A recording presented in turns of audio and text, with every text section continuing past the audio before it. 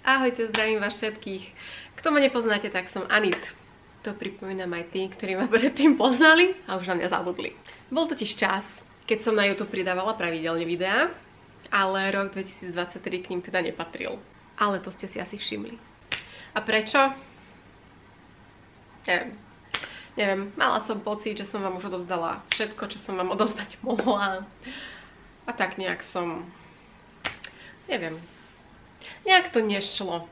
Proste klasický rodinný život plný povinností, školských povinností, školkárskych povinností, pracovných povinností neskutočne veľa a celé to nejak do seba tak zapadlo, že proste nebol priestor na to točenie a nejak som nemala pocit, že čo by som vám také akože povedala ešte, čo by vás mohlo tak zaujímať. Aj keby som našla content, ktorý by som s vami teda chcela zdieľať, nejakým spôsobom na to nezostával čas. V každom prípade, za ten čas mi strašne veľa z vás na Instagrame napísalo, že čo je s nami, či ešte žijeme, či budú nejaké videá a kedy budú nové vlogy. A ja som tak bola, že Ježišmaria, hneď aj zajtra by som nejaký vydala a potom to zase tak prišla taká tá voľnovka sinusoida, že áno, nie a už som bola tam, kde som bola celý rok 23. Ale verím, že týmto videom opäť niečo rozbehneme. A hneď teraz ešte úvodom videa poviem, že na Instagrame som ako Anit Beauty Live, kto ma tam nesleduje, tak ma tam sledujte. Toto nie je prvý pokus začať točiť nejaké vlogy alebo zase nejaké video vydať alebo podobne. Teraz keď som zapla tú kameru, čo sa ináč divím, je mega dobrá, pretože za toho pol roka alebo kedy vlastne som niečo natáčala naposledy, vôbec z tej baterky nič nezmizlo. Som myslela, že bude baterka úplne vybitá a že ju budem musieť dať nabiť, ale nie. Takže very good. A našla som tam teda také zábery, ktoré som sa tak snažila, že urobíme nejaké video, zase nejaký vlog alebo niečo. A minimálne teda dva také štarty som tam našla a tie vám teraz pustím. Aspoň sa tam dozviete aspoň aké také malé informácie, ktoré sa za ten čas udiali. Ahojte, po 4 rokoch sa k vám opäť prihováram formou vlogu. Dlho nebol, viem.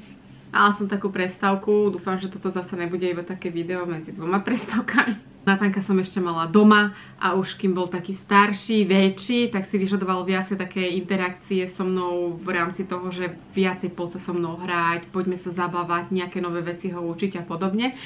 A samozrejme ja z domu pracujem na 110%, takže to bolo ťažké, takže mi nezostával absolútne žiadny voľný čas na takéto nejaké moje záľuby. Tak čo sa medzičasom udialo?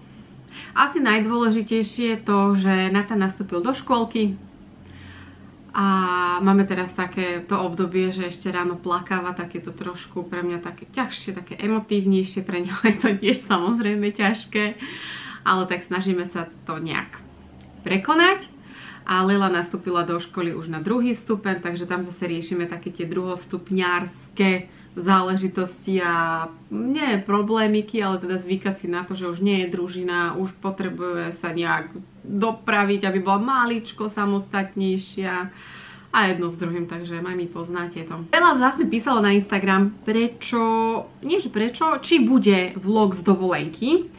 Nebude, netočila som tam. Boli sme na dovolenke po strašne dlhej dobe. Myslím pri mori sme boli po strašne dlhej dobe na dovolenke. Nezobrala som si ten foťak, išli sme letecky a necítila som sa na to, že by som to tam nejak riešila. Točila som na telefón, točila som na Instagram rôzne reelska, takže tam je taký ten sumár takých našich aktivít, čo sme tam robili. Však iba dovolenkové bláznenie sa v bazéne alebo kde v hoteli. Takže vlog nebude. Nemám natočené nič pred týmto videom, takže naozaj bola veľká pauza. Ináč ma napadlo, vy asi neviete, mám zlomený prst, takže preto mám túto ozdobu ešte nejaký týždeň alebo pár dní a pôjdu mi to dať dole. A aspoň keby som sa s tým mohla chváliť, že pri nejakom športovom výkone sa mi to stalo, ale nie, bola som iba ňuňavá. A narazila som do kovového, proste do zábradlí, ja som takto narazila, že šup!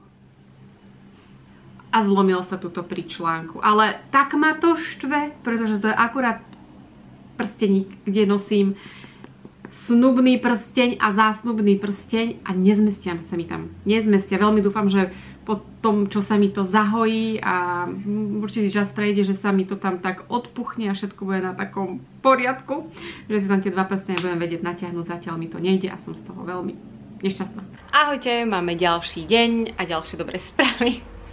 Mám dole Sandru z ruky.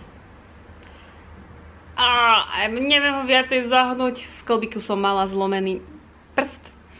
Tak je to také ešte také trošku bolestivé, tak ale ono sa to poriadne zahojí časom, si myslím. Ale trošku mám obavu, že sa mi nebudú dať natiahnuť prstene. To musím potom nejak vyriešiť. Lebo mi na tom dosť záleží. Treba to už iba rozcvičiť a treba ísť potom, keď si to rozcvičím, na manikúru. Zajtra sa chystáme na vynobranie, teda dúfam, že to vyjde, že aj počasie bude fajn. Lebo mám strašnú chuť na zemiakovú placku, ale že brutálne. A v nedelu má Natanko narodeniny, má 3 roky. Bože! Strašne rýchlo to ubehlo. Bola som akurát kúpiť ingrediencie na tortu, dneska ju budem robiť takú tú moju klasiku. Piškotová, smotana z mascarpone a ovocie čerstvé, ešte keďže je september, je to super, pretože Lejla má narodeniny v januári. Vtedy je ťažké zohnať chutné, čerstvé ovocie. Takže teraz si spravíme takú dobrú tortičku. A uvidíme, čo ešte víkend prinesie. No a okrem toho máme ešte ďalšiu novinku. Ale že brutálnu. Koho bavia sťahovacie vlogy, tak ten si príde na svoje. Sťahujeme sa do domu, prosím pekne. Všetko vám samozrejme porozprávam, ale nechám si to na ďalšie video. Toto video je iba takéto comeback video. Takže som sa vám chcela iba ozvať, že som tu. Pre tých, ktorí si ma nepamätajú, tak pripomínam, som Anit. Vidíme sa v ďalšom videu. Ahojte.